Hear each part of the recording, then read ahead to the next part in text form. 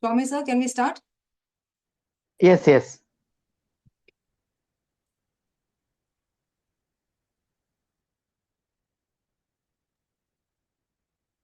Good evening to one and all. I welcome all the delegates who have joined, and a warm welcome to Professor Swaminathan and Dr. Sandeep Karunakaran, who has honored this platform of masterclass series in scale. This is going to be our second episode, and this today we are going to delve upon implantation, a complete overview. So we are going to understand in detail about implantation from Dr. Sandeep Karunakaran. Can we have the next slide, Sindhu? Sindhu? 1 second, ma'am. It's not moving. Yeah. So the last masterclass, we just will have a few at Sri Chakra Fertility YouTube page. You're free to access it at any time. And as with all the masterclass series, the lecture will be 1 hour. There will be a break at 30 minutes, and we will have few quiz questions and polls. And then we'll also have at the end of the session few questions, and then we will take up A. And Dr. Swami sir will be, summarizing the whole thing at the end of the session as well. We welcome all of you once again. Our next masterclass series will be on March 6th, and it will be all about oocytes, and it will be dealt with our expert speaker, Dr. Rajvi Mehta. Without much ado, I would like to introduce the chairperson of today's event, Dr. Swaminathan. He is the scientific director and senior embryologist. All of us know him. He doesn't require introduction. He is like the superstar Rajnikant all over and always very, very interactive and very scientific. And his expert comments always, remains in our hearts. And he's also a past president of ACE. Welcome you, Dr. Swaminathan. Over to you. Yeah, thank you very much, madam. It's indeed my pleasure that to join with Scale. Hope that I'll move forward an inch. So it is a great initiative. I appreciate Sindhuja and madam for this great initiative. And today we have a great personality with us, who is Ardhanarishwarar, who can do embryology as well as clinical. It's very rare combination. I tell the crowd that we have very, very, very few people in India who can do both in hand in hand. And it is my pleasure to be with Sir Sandeep Karunakaran sir. I know him very well. He done so many things, and now he is the senior consultant in Apollo Fertility Hyderabad. And I think most of the people in this field we know sir very well. And I'm happy that I'm chairing this session where sir is giving a wonderful insight into the implantation, a complete overview. Thank you very much, sir, for your time to us. Over to you, sir. Thank you so much, Sandeep. He's a very good friend of mine, and thanks for accepting this. It's a great honor and great privilege to have you here. Thank you much. Thank you, Vasundara, and thank you, sir. Let me share my screen. I hope it's visible. Yes. Yeah. Okay. Yeah. As Swami sir said, I come from Apollo Fertility. In that entire thing of my so-called CV that was flashed, the last line was the most important one. I don't know why my slides are not moving. Okay. The last line was the most important one, because I am a long distance, of which I am very proud of actually. And I want each and every one of you to actually indulge in physical activity and make yourself more active, not only in academics, but also to look after your own health. So without much ado, and a lot of gratitude to both Swami sir and Vasundara, to invite me over this platform, I start my talk now. In my childhood days, we were taught, we grew up on Star Trek, where they said space was the final frontier. When it comes to our field, Bob Edwards himself said the last barrier in ART that needs to be breached is possibly human implantation. And even today, we haven't understood the nuances of this and this complicated methodology of how the embryo actually embeds itself in the mother's uterus. it rolls in the uterus to find a correct place. And this possibly is the bottleneck of the entire success rate of our IVF procedure per se. So without much ado, implantation, not a complete overview, just an overview, because everything can't be covered in 1 hour. So sorry, Vasundara, I've just slightly changed the topic. I have no commercial interest and all the pictures are just for illustration purposes. Well, I'll go through the entire nuances of this complicated procedure, try to make it as simple as possible. I will be talking a bit on lab aspects and what the embryologist should do or shouldn't do. The clinical part, I'll be actually concentrating a bit on implantation failure, touching upon thin endometrium, because these are the two things which actually affect the implantation rate too much. A bit of error because error has now actually entered the area of controversy. And let's see what we can as a message from this talk. So to introduce the topic, we know that the advances comes in leaps and bounds, but implantation challenge and failure always remains a clinical intricate dialogue between a competent embryo and the receptive endometrium. It is not just putting the right person at the right place and things will work out. The right environment also needs given. And why this happens? No one can answer the entire thing completely. There is no consensus about this entire concept about recurrent implantation failure, or why a competent embryo and a so-called good-looking endometrium still doesn't end up in a pregnancy. The receptivity is the ability for the uterine lining to permit attachment. And it happens in generally a very narrow window of about 4 to 5 days. And this is called the window of implantation, which I'll be actually talking about. And we as clinical practitioners, we want to actually improve this implantation rate. And as I already said, it is the most narrowest part of the cycle, wherein we have to actually still work on the nuances still further, so that we conquer this entire thing called implantation failure. There are a lot of things which which work together, which has to be in synchrony. Only then will implantation really happen. We know that implantation can be defined as the interaction between the seed, that's the embryo, the soil, that's the uterine lining, the endometrium. But what is also important is the environment, that is the general health of the lady. A morbidly obese lady, the implantation rate is definitely going to be low. A low BMI lady will always have less implantation. Anyone who has a problem in terms of infection, thyroid problems, diabetes, that is what I mean. The environment is not right. The implantation is definitely not going to be right. And many a times leads us and a lot of delusions as to why the thing is not really happening. If there is late implantation, there is high incidence of miscarriage. This is clearly reflected in ladies of elderly age group. Fertilization occurs, that is because of lack. Now let us go in slightly deeper into the phases of implantation. There are different phases, and we'll talk about it one by one, especially the attachment part. So penetration blastocyst into the endometrium is what we call as implantation. It generally happens on the 6th day after fertilization and is completed by about 11th day. So we generally transfer a blastocyst, which is day 5. It doesn't stick immediately. It takes about some more time before it actually sticks onto the uterus. And then it is completely embedded by the 11th day. And this period where the embryo looks around for the correct place to implant is called the implantation window. Very short interval, and it is generally present in the secretory phase, and this is the time when the endometrium is most receptive to the approaching blastocyst. It generally lasts for about 24 hours to 48 hours.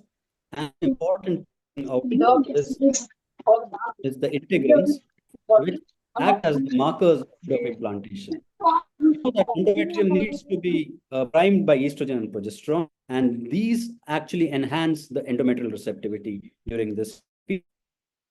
Already said, synchronized synchronized endometrium presence of a well-developed or accurately developed embryo mean implantation is good. If there is a problem in the endometrial development, endometrial maturity, vis-a-vis the embryo maturity, there will be implantation failure.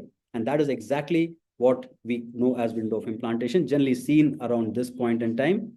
And we can actually calculate that as if it's a fifth day embryo, it is the LH surge plus 6. If you are giving HCG trigger, it is calculated accordingly. And if it's HRT, it would be the fifth day, or P plus 5, or the sixth day of progesterone start. These are the tables that we use to actually calculate the window of implantation in a case where the window is not displaced too much. The first part of implantation obviously begins with fertilization. This happens when the sperm actually enters the oocyte. So this becomes approximately day 0. The second phase of implantation is called as hatching. When the blastocysts get released from the zona pellucida, it breaks the shell and comes out. What does it do after that? The blastocyst slowly rolls. Sorry, why isn't this moving? Okay, I had a video here where the blastocyst was seen moving around in the endometrium. Somehow it's not working. Anyway, so the blastocyst actually rolls down the endometrial lining and finds a place, looks for a certain area which is the best for implantation. This is called as adplantation. Okay, now it's come. So yeah, this is embryo transfer. This is a radio-labeled embryo which was used. And once the embryo has been transferred, this speed is approximately 500 times. And you can see the embryo actually moves around the entire uterus. Of course, this is a pretty long video, so I'll just cut it short out here. It finally moves around for about 48 hours before it actually finds a suitable place to sit down. And once this is a video, the picture of adplantation, where the embryo actually rolls around the endometrium, finds a proper area, and once the correct area is found, there are loose connections which are found between the blastocyst and the endometrium. This is called as apposition. And once the apposition is perfect, stronger bonds are formed, and slowly but surely the embryo starts penetrating into the endometrial layer, and it invades the uterine stroma with the help of the syncytotrophoblast and cytotrophoblast, and that is how the invasion happens. The outer structure is called the syncytotrophoblast, and the inner structures of these attachments are called a cytotrophoblast. And these finger-like processes later develop blood vessels, and that is how the invasion into the uterine cavity takes place.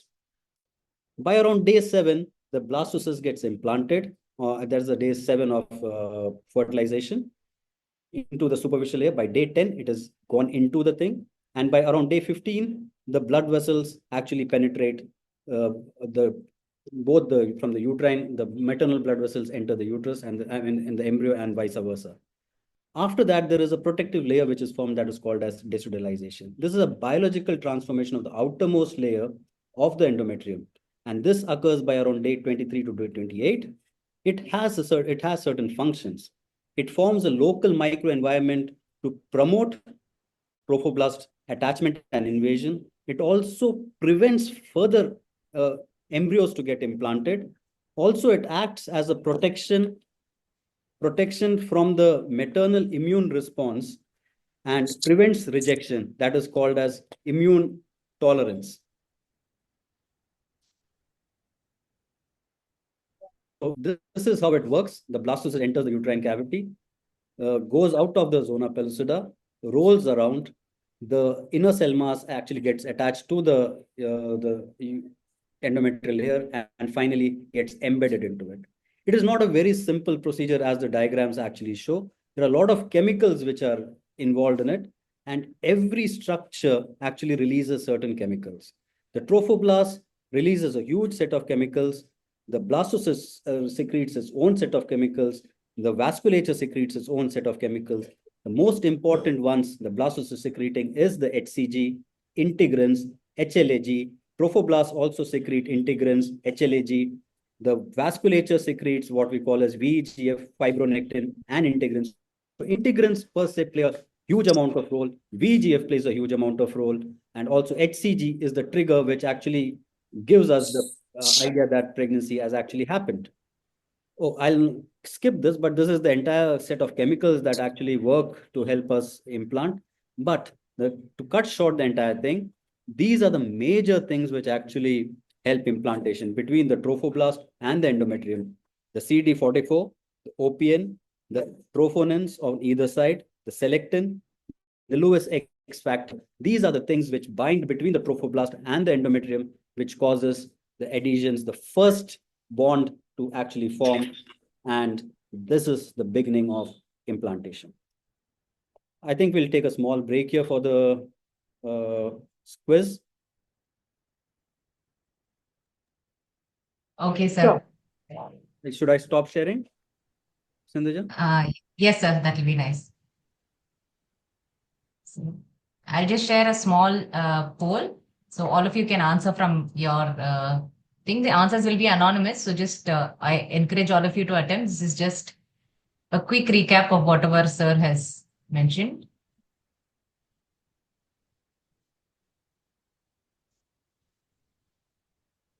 Are you able to see? Yes.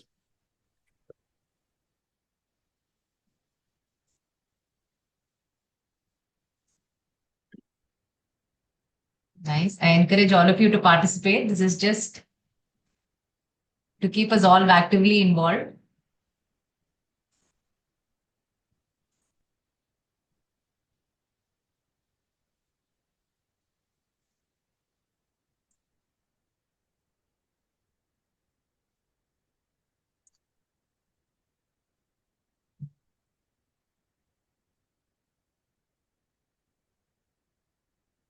I can see active participation by 15% of the audience.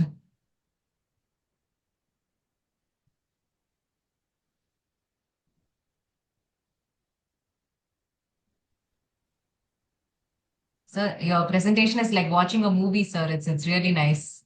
The transitions and the content.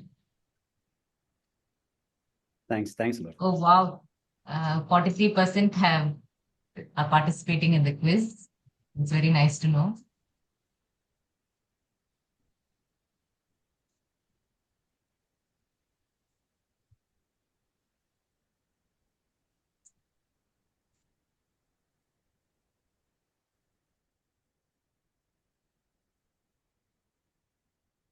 So we'll give a total of 2 minutes for the quiz.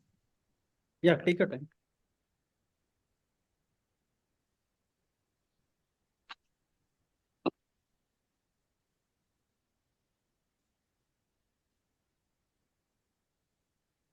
ये पत्ता रखा हुआ ही है, अभी तो वो खाए नहीं है।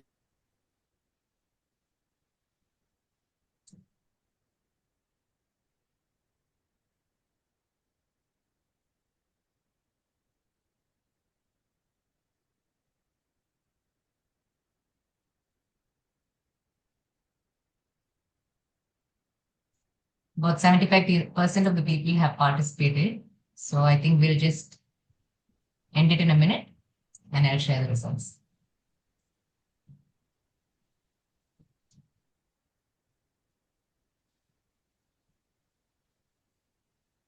The way the answers are coming up, it looks like most of them have attended your lecture very carefully, and you've got wonderful right answers from majority of the group. But that's humbling actually, because most of my students generally fail. Please, don't be a examiner.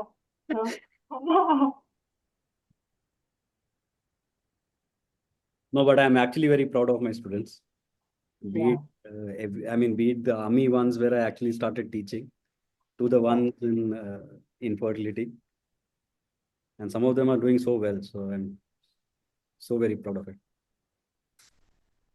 Okay. So it's past 3 minutes and 87% of the people have participated. So I'm ending the poll.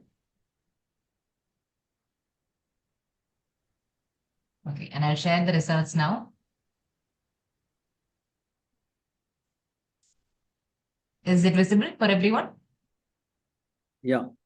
Yes. So where does the process of implantation occur in the human female reproductive system? I think 82% have answered that it happens in the uterus. I think some have gotten confused where fertilization occurs. So that happens in the fallopian tube, but implantation happens in the uterus. So how many days after fertilization does implantation typically occur? So majority have answered 6 to 10 days, which is the correct answer. And what is the name of the structure that embeds into the uterine lining during implantation? 91% have answered blastocyst. So I think my questions are too easy. Next time we'll make the questions more difficult. And the trophoblast divides into 79% have answered correctly, outer syncytial trophoblast and inner cytotrophoblast. And the stages of implantation. Sir, did you already cover this, or I think it's coming in the coming slides? No, it's covered. It's Yeah. covered, yes.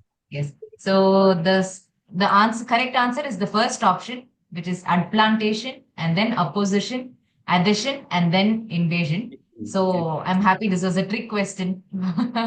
So, but still 40% have gotten it right, and the rest who have not gotten it right, I think everyone will know now.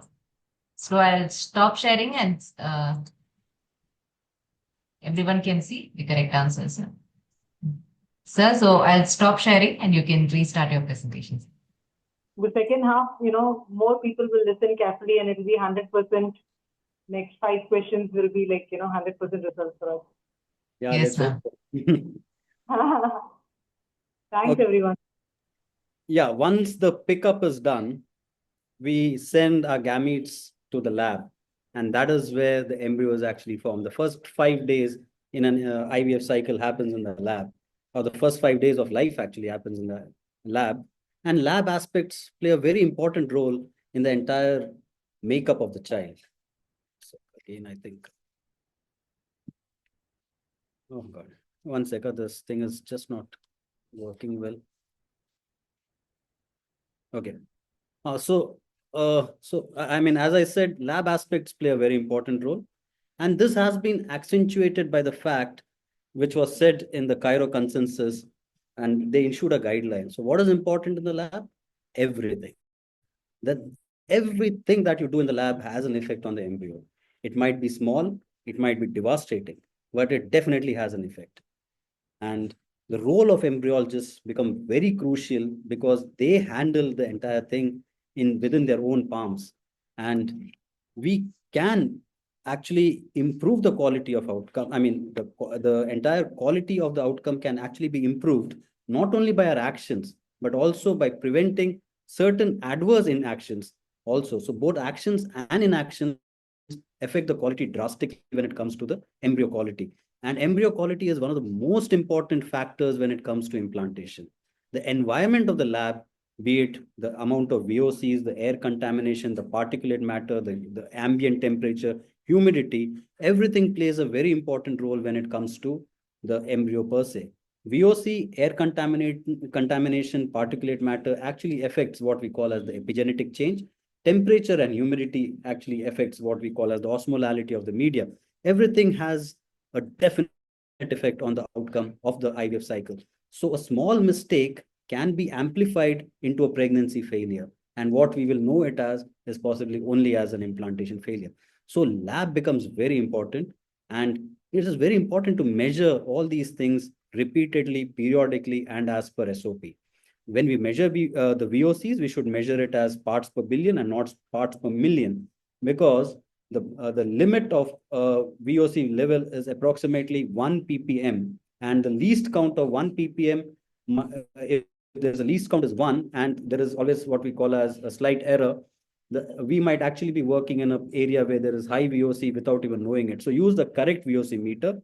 Frequent calibration is required, and use one of the better equipments rather than the older ones. Temperature, very important. The temperature sensors of the equipment must also be calibrated. Moreover, one must have a secondary check of temperature of the devices so that we do a secondary check too. The culture environment, absolutely important, be it the temperature during ovum pickup, the time taken for ovum pickup, the media that is used, the light, dish preparation, workstation, handling, humidity, everything, every single thing actually matters, even vitrification and thawing. Between the clinician and the embryologist is the ovum pickup, the OPU needle and the machine.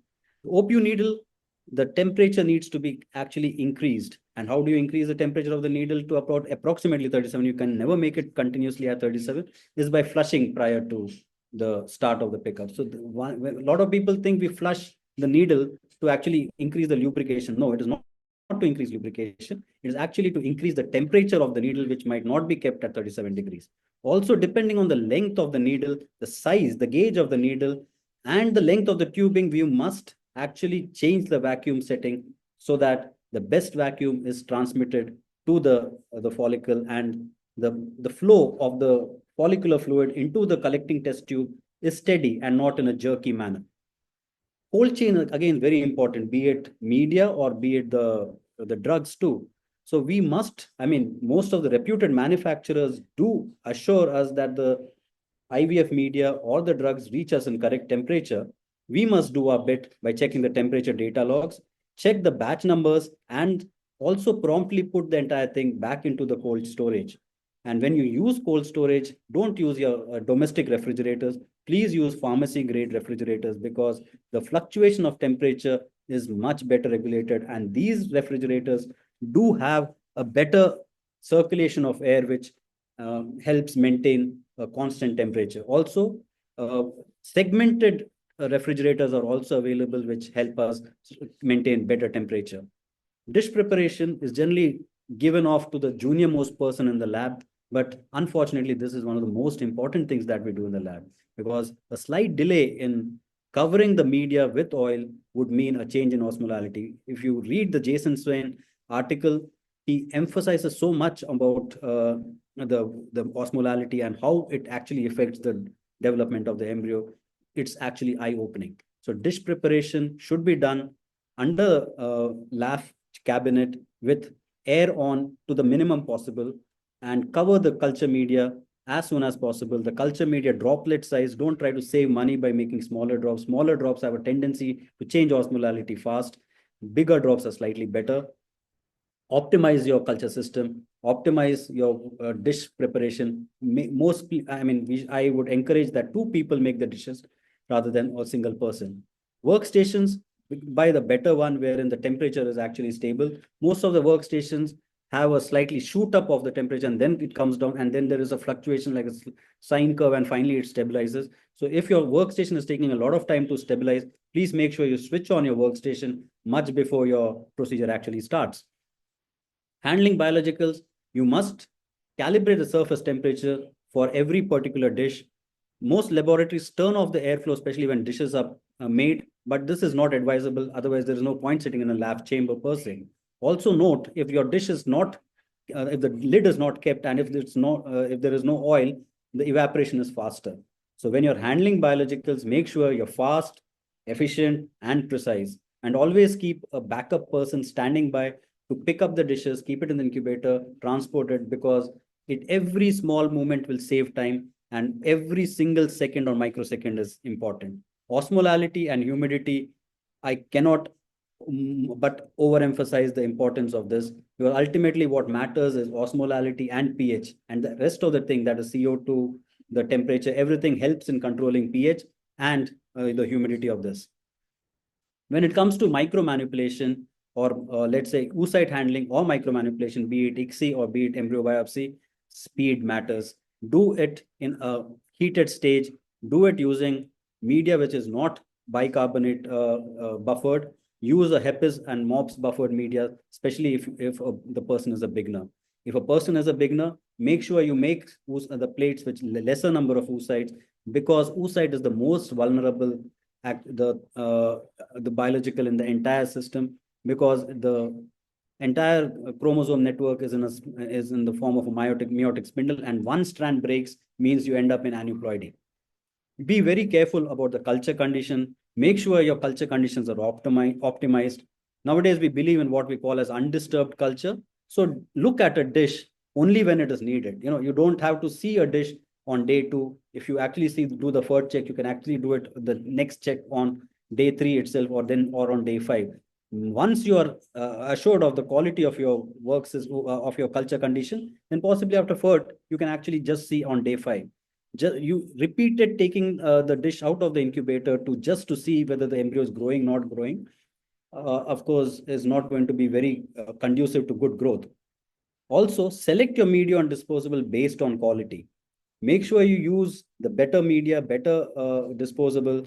And there are a lot of new gaps and one must read between the lines when you choose all these things. Incubator selection is again of very paramount importance. It is the uterus outside the body. A lot of people try to mix and match media, but all said and done, most of these reputed companies, when they give a protocol, they have tried, tested, retested, retested million times before actually setting up the protocol. So please don't try to reinvent the wheel and try to mix and match the entire thing just because someone has said it or you think it is worth it. But your singular or possibly a limited experience cannot match the experience of the company, which has done millions and millions of cases before actually putting the product into the market. Use accessory procedures when indicated. Don't use accessory procedures when not indicated. Use a deeper sperm selection, and especially when there is male factor. Use PSO-ICSI. It helps in certain cases. Oocyte activation definitely helps when there is previous fertilization failure. You can also use enhanced transfer media. Incidentally, one of these is only one which has an amber light as far as X-ray is concerned. PGT, when applicable, is also helpful. Slowly, we move on to the clinical aspect. I'm pretty sure I have not covered the entire embryology aspect. Swami sir will bear with me. So for that time, I'll actually shift on to the clinical aspects. The entire implantation would depend upon the quality and quantity of both oocytes and embryos, and what are the factors which actually has impact on this is the controlled ovarian stimulation, the type and amount of gonadotropins, number of oocytes retrieved, adjuncts, and the triggers that we use. So a lot of talk has been done between gonadotropin, antag cycles, and agonist cycles. But over the period of time, it has been shown that it doesn't actually matter whether you do agonist or antag cycles. There is not much benefit of one over the other. There is possibly some benefit of LH administration or recombinant LH administration when it comes to ladies of advanced reproductive age. The amount also apparently is shown to have no difference when it comes to cleavage rate or the capacity or the aneuploidy rate, because the incidence of aneuploidy in both aborted fetuses or in chorionic villus sampling, whether natural cycle was used or stimulated cycle was used, is found to be the same. In fact, one of the studies in around a decade back showed, this is one of the earlier studies, which showed actually the increased it negatively affected, the live birth rate was negatively affected when more gonadotropins were used per cycle. So when more gonadotropins needed to be used, it means the live birth rate might actually be lesser. So there are a lot of varying studies and varying results when it comes to these publications. What I would suggest when it comes to gonadotropins, use safer protocols. Increased dosages may give you increased oocytes and better results too in terms of numbers. But my personal humble view is make only those many embryos which are absolutely necessary. Just because a person is PCO, you don't have to beat the horse to give us more oocytes and unfortunately throw about 10 blastocysts, good-looking ones, because the lady has already conceived in the first cycle itself. So we are throwing life out. So please be a little ethical and make sure that you only make those many embryos which are required to actually give you a pregnancy. Of course, it's a very difficult call to take, and I would hedge on your maturity to take the correct call. A lot of things have been said. When you increase gonadotropins, does it increase the aneuploidy rate? It has been disproved, and all said and done, today the world believes that the only thing which increases aneuploidy rate is the maternal age and not the gonadotropin dosage which has been used. Even the ongoing pregnancy rate has an effect as far as age is concerned and not with the dosage of gonadotropins. Well, around a couple of decades ago, Bob Edwards had written an article wherein he actually said, isn't it time to actually minimize? Possibly he had a much farther vision as far as this entire protocols are concerned. He also advocated the thing wherein we use minimal stimulation, use IVM, and replace high-hitting routine IVF until and unless there has been a roadblock in the earlier procedure. Use adjuncts whenever necessary. I'll not elaborate on this. There are cheaper adjuncts, there are costly adjuncts. For example, melatonin is a pretty cheaper adjunct, and it has been time tested, but unfortunately, for some reason, has fallen out of agreement of a lot of people. Use adjunct when necessary. Also, use your trigger judiciously. we can also mix and match triggers. HCG can be used, agonist can be used, dual trigger, double trigger, FSH code trigger. And of course, the new kid in the block, of course, I mean, it's been around for some time now, more than a decade and a half, kisspeptin, which is common. And of course, kisspeptin can be used much in cases of PCOS, where we can actually avoid OHSS. Let's touch upon a bit on implantation failure. Implantation failure is, there's no classic definition, and the definition of implantation failure is still evolving. But to the best of my knowledge, if 3 euploid embryos have failed to implant in succession in a morphologically normal uterus with adequate endometrial proliferation, then it would be defined as implantation failure. One of the most important things which we actually ignore in our day-to-day practice is the important role that lifestyle has impact on the implantation failure. It is a no-brainer that increased BMI would mean less implantation. Smoking, definitely. I mean, I don't have to talk about smoking and alcohol. Easier said than done. We ask the patient to reduce stress, but all said and done, we can't just by saying to reduce stress, the patient cannot reduce stress. You have to suggest ways and means of it, either by walks, runs, yoga, breathing exercises. Please suggest all of this to them. Please don't suggest television as a way to reduce stress. Immunological factors, natural killer cells, if increased in number, definitely causes lesser implantation rates. An imbalance in TH1 and TH2 cytokines also cause an unfavorable environment. Interaction between maternal killer immunoglobulin-like receptors and paternal HLA-C molecules also have an adverse effect on implantation. We all know the problems that antiphospholipid antibodies and antithyroid antibodies can cause when it comes to implantation, and later in pregnancy too. So when it comes to inherited thrombophilias like factor V, protein C, protein S, prothrombin, and MTHFR problems, we need to actually forewarn the patient and use certain drugs and chemicals, drugs to actually bypass this. Again, antiphospholipid antibody syndrome needs to be identified in cases of implantation failures and treated accordingly. Another very important thing which actually plays a role in implantation is the microbiome. It's also called as the other human genome. And it is said that microbiome might be involved in several steps of IVF, including gametogenesis, implantation, and delivery too. Make sure that the uterus does not have any abnormalities as far as anatomy is concerned, be it polyps, adhesions, fibroids, endometriosis. All these have an adverse effect. Please don't forget the male factor. It has been proven repeatedly that if the male factor has sperm damage, then the implantation rates are lower. Also, it also causes increased abortion rates. Abnormal packaging of this male DNA, that is, if there is a decreased P1, P2 ratio, that is protamine 1 and protamine 2 ratio, is associated with poor pregnancy rates and implantation rates too. Embryo factor, possibly the most important one. We actually grade the embryo by the help of morphology, but slowly but surely morphokinetics is coming into the picture as one of the most important factors. The other thing which actually also implants is aneuploidy. Affects implantation is also aneuploidy. And when it comes to a spontaneous abortion rate, around 70% is attributed to chromosomal anomalies when it comes to embryo factor.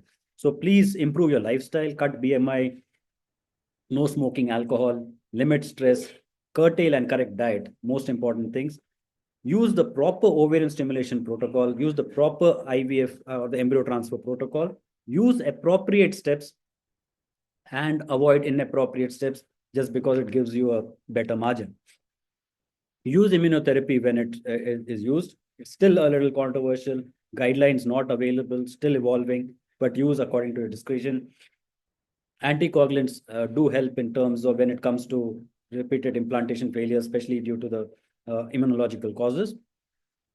There are certain methodologies which improve endometrial receptivity, intrauterine infusions with HCG, PRP, GCSF, still evolving, no guidelines as yet. Scratch has been shifted out of the window. ERA, still controversial, only to be used in when it comes to research settings.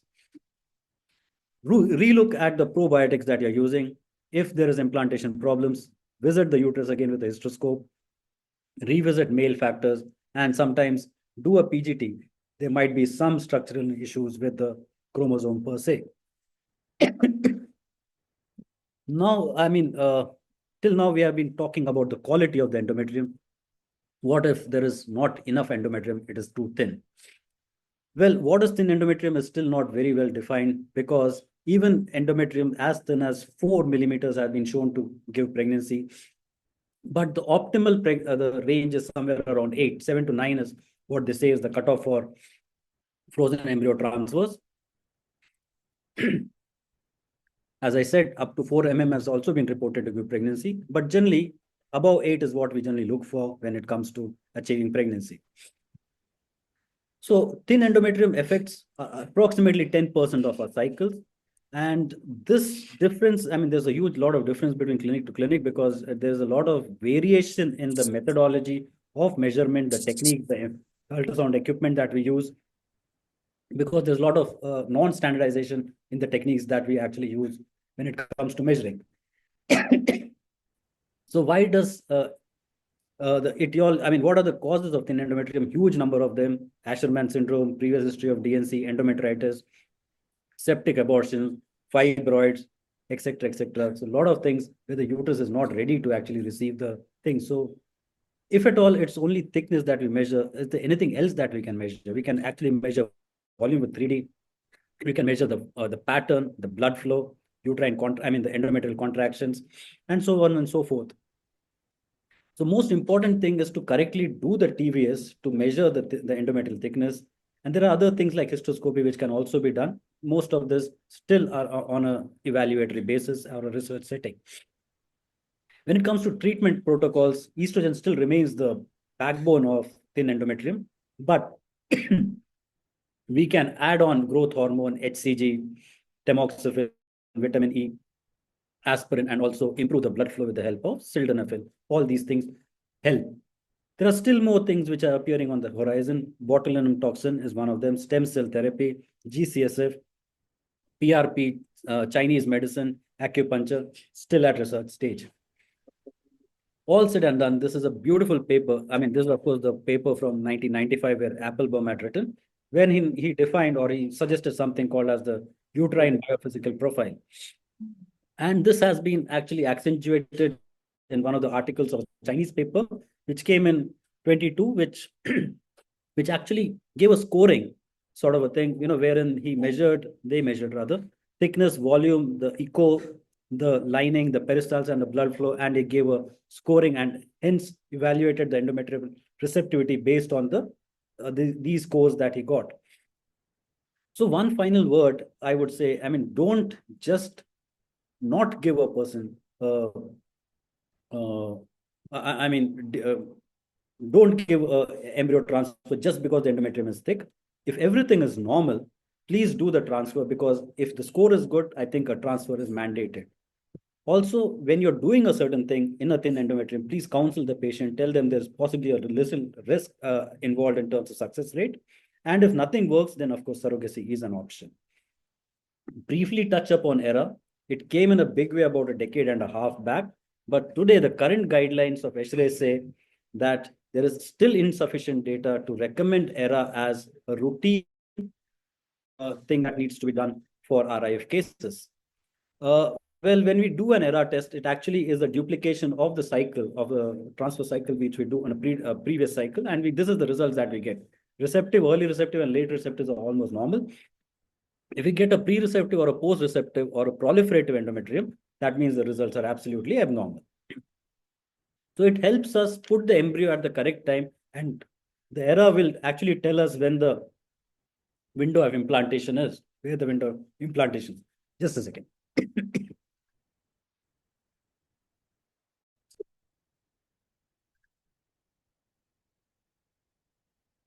So if you get a receptive endometrium, that means you are at the correct time. The biopsy time is the correct time when you actually when you need to put the embryo back. If it is early receptive, then you possibly have to delay the embryo transfer by around 12 hours. If it is late receptive, then you have to prepone the embryo transfer. If it is pre-receptive, you possibly have to do the biopsy after about 24 hours to see where it actually, whether you still get receptive, and accordingly you can, change your embryo transfer time. Similarly, when it comes to post-receptive, you have to do the second biopsy 1 day earlier. If you get a proliferative endometrium, possibly your progesterone has not gone into the body of the lady, or there's a problem with progesterone receptors per se. To finally conclude the talk, this last barrier of ART is still there. I mean, we still need to reach there.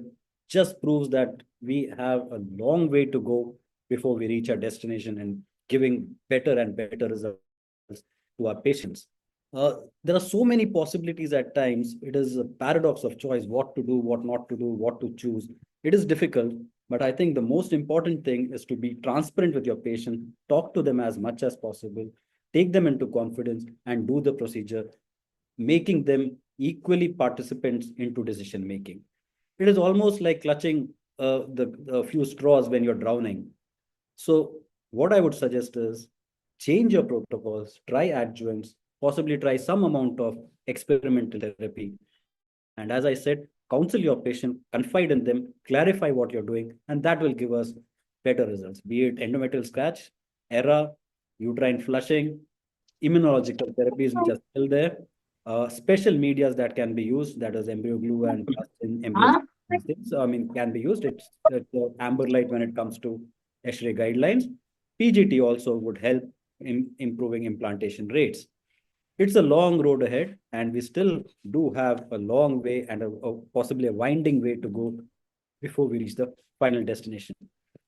Thanks a lot. Thank you for the, firstly for the organizers, and secondly, the huge lot of audience that have sat down to listen to me.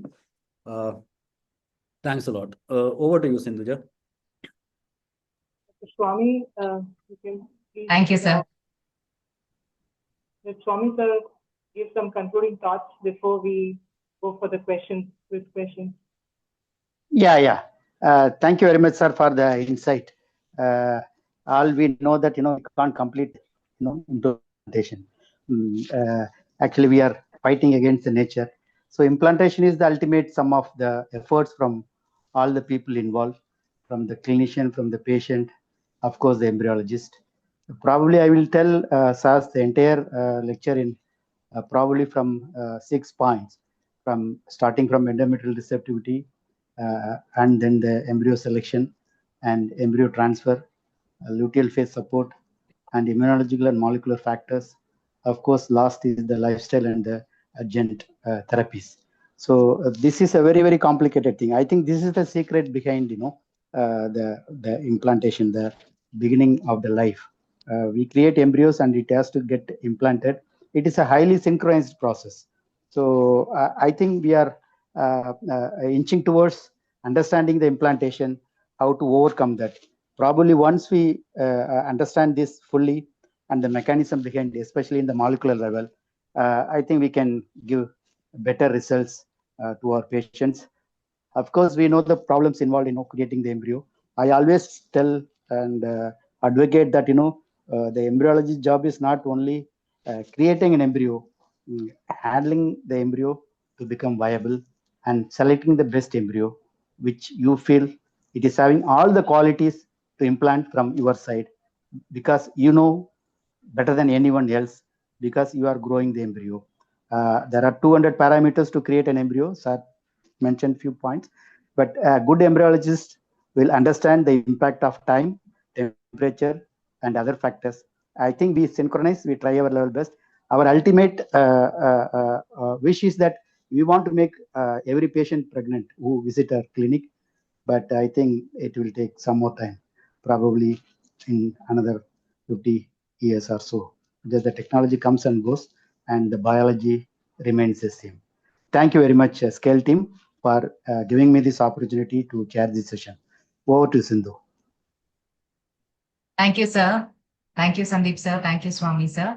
So we have a few questions in the chat box, but before we answer that, let's just quickly go through the questions. So now it's not going to be a poll because I want you all to actively participate. I'm going to just project the questions and Whoever wants can unmute and answer. It can be a group answer, doesn't matter. Just to wake you all up and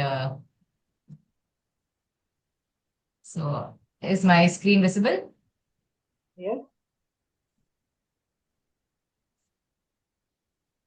Yeah. So the first question is, which part of the uterus is most commonly involved in implantation? Sir has said this word again and again and again. So it's a very basic question. Is it the endometrium, myometrium, perimetrium? Yeah, excellent. Endometrium. Great. Yeah. Okay, so let's go to the next one. What happens if implantation does not occur after fertilization? Does the fertilized egg die? Does the embryo grow in the fallopian tube? Is the egg absorbed by the body, or does menstruation occur as an end result? Menstruation occurs. Nice. Yes. So if fertilization doesn't happen, then menstruation occurs and the next menstrual cycle starts. So which hormone is primarily responsible for preparing the uterus for implantation? I think we all know. Progesterone. Yeah. The questions are very easy, no? Okay. When you So take an what is exam, the reason, sir? when you take an exam, I'll be a student. So what is the reason for implantation failure? I request all of you to read the answers. Yeah. So can be, yes. So it can be a structural problem. It can be hydrosalpinx, and not just poor embryo quality, even poor embryo handling in the lab can cause implantation failure. So only to highlight this fact, I've put this. So all of the above is the right answer. And everybody knows, all the clinicians will know. So ERA test helps to know. Endometrium. Yes. So if there are any embryology students, I also want you to be familiar with this term. So ERA test is for checking the receptivity of the endometrium. So if there is a test that is commonly used, kindly know what it is used for. That's all. So very, very basic questions just to make sure that students understand. So can we go to the questions in the chat box, sir, quickly? I think we are ahead of time, so I'm very happy. 2 questions on the chat box, I think.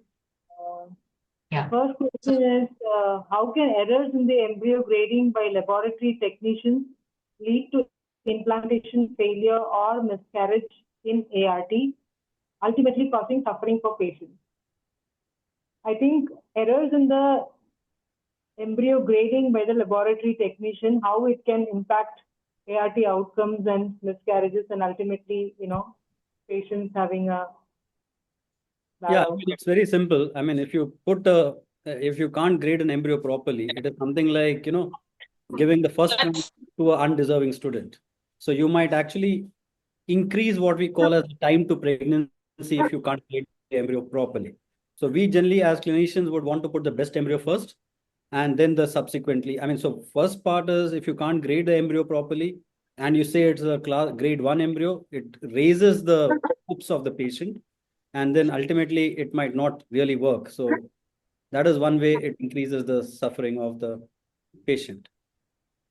Okay. The next question is, which is the best antibiotic that can be given for chronic subclinical endometritis? Oh, I mean, Vasundara, would you want to take this? Yeah, I think most of the cases should respond to doxycycline twice daily, but then chronic endometritis, I believe, should be a proven diagnosis. I think it should be a hysteroscopic diagnosis, and you should send the endometrial sampling for CD138 and identify plasma cells. However, definitely we're going to do that exercise in a couple who has had 2 or 3 failures. So even after one embryo transfer, good quality failure, all of us are going to definitely assess for chronic endometritis. I think if doxycycline doesn't work and you don't have a culture sensitivity report, the other thing which is really effective is cynomycin, which you can use 200 milligrams HS for 14 days. And little out of the label, but people have used and it's got real good effect, is your Placentrix injection, which is really worked in chronic endometritis. You can give along with your antibiotics, and most important in these cases, please add a probiotic. That is very, very important to normalize the uterine milling. So that's very important. I absolutely agree with Vasundara, and most important thing is, it's not just important to give antibiotics, but once the antibiotics over, you should cover it with a probiotic so that the correct bacteria actually grows in. So one other question is, after ovum pickup by needle, is there a risk of complication with the corpus hemorrhagicum, corpus luteum, which are essential for maintaining pregnancy? Well, I mean, it really won't matter too much because anyway, when you do the ovum pickup, most of the granulosa cells are sucked out. So the corpus luteum, which is formed in a ovum pickup case, it wouldn't be very suitable to actually give, secrete progesterone. That is the reason why we have to actually substitute or we have to augment progesterone supplementation, especially if it's a fresh transfer. I assume that the question is asked in reference to a fresh transfer. So even if there is, until and unless the bleeding causes a problem, it will, since most of us would also give supportive progesterones after an ovum pickup, I don't think per se a couple of hemorrhagic cysts or a hemorrhagic corpus luteum will really matter when it comes to supporting pregnancy. Can we take one or two more questions? One-step media or sequential media, which is better in your opinion? Is it for the embryologist or the clinician? Yes, probably. Okay, I'll take it. I mean, all medias are good. Okay, when you talk about the world started from what we call a single-step media, slowly moved on to sequential media, and now because of ease of use and possibly a lot of time-lapse imaging coming in, people have moved back to single-step media. But all said and done, all medias are good. What is most important is to use them properly and use them as far according to the directions that are being given by the manufacturer. Are there any additives in the culture media that can improve, implantation, especially in previous failures? There's only one additive which they actually say, that is, sorry, I'm not getting the name, hyaluronic acid. That improves this thing, but there are a lot of other things like GCSF, HLA and all, which are all added. But unfortunately, these culture medias, they don't actually give the exact concentration on what is added into the additives. But the hyaluronic acid is given an amber light when it comes to X-ray guidelines. Can you share some very important tips about embryo transfer that can affect your implantation from the time the embryo is coming from the lab to the uterus? So few practical tips that should be followed to avoid problems with implantation. Okay, I think the most important thing is the operator. I mean, there are two operators here. One is the embryologist and the second one is the clinician. Both the embryologist and the clinician should know what the other person wants. That is number one. So the entire procedure should be a very smooth thing. You should be communicating with each other. I think the time from when you actually start the stopwatch and get your dish out and onto your workstation to the time that the embryo is implanted into the uterus should be less than 1 minute. That is the most important factor when it comes to implantation rate vis-a-vis the embryo transfer procedure. Most of the times what happens is the embryologist is new, the person holding the probe is changing, we all are in a high stress environment. Firstly, important thing is to reduce the stress levels in the embryo transfer OT. Possibly play some soothing music.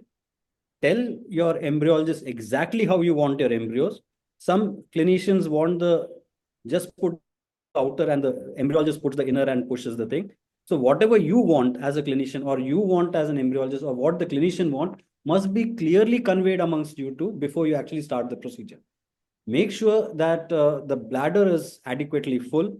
Make sure you see the lining properly. You tell your sister where exactly you want to place the embryo or the person who's holding the probe, where exactly you want to place the embryo and from where to where she has to show you on the ultrasound. I think any hitches in all these smooth flow is the main impediment to implantation when it comes to embryo transfer procedure per se. Thank you for those insights. Also, there's one last question. Sometimes we see an endometrium of 8.5 and, everything is good for transfer. And then, there is something called as endometrial compaction. After the start of progesterone, the endometrium tries to compact. Is the compacting endometrium is good for implantation, or if the endometrium doesn't compact and if it's like that, it's better? Which is going to give us a better implantation? Well, the ultrasound is never a correct picture of what actually happens within the thing. But if your dosages are right and you are not hyper-estrogenizing the endometrium or hyper-progesteronizing the endometrium, I think everything will be working well. Ultrasound per se will not be the Ovulation is a physiological feature that should happen post your progesterone, right? Yeah. Okay. Any other questions, Sindhu, which you can see? Or I think everything has been answered, ma'am. we request all the members to kindly share your feedback about this program. And The feedback link is in the chat box, please. No? so if there are no more questions, I think implantation has been covered extensively by Dr. Sandeep. Thank you so much wholeheartedly, whether it's the seed or the soil, whether it's the lab factor, whether it's the clinical factor, whether it's the lifestyle factor, it's still a black box. I think all of us have to work on how to improve these implantation rates and keep upgrading ourselves on what is the best clinical factors for our patients. Thank you so much, Dr. Swaminathan, sir, for honoring us and agreeing to chair the session for SCALE program. Thank you, all the audience. Thank you to Dr. Sindhuja for her wonderful academic coordination and efforts taken to make this, a seamless event. I can't thank everyone here enough. Let's again meet on March 6th with our next masterclass series, which is going to be about all about oocytes, and it's going to be a lecture by Dr. Rajvi Mehta. To see you all on 6th of March. Thank you so much. Thank you. Thank you so much. Thank you, Vasundara. Thank you, Sindhuja. Thank you, sir. Thank you, sir. Thank you, ma'am.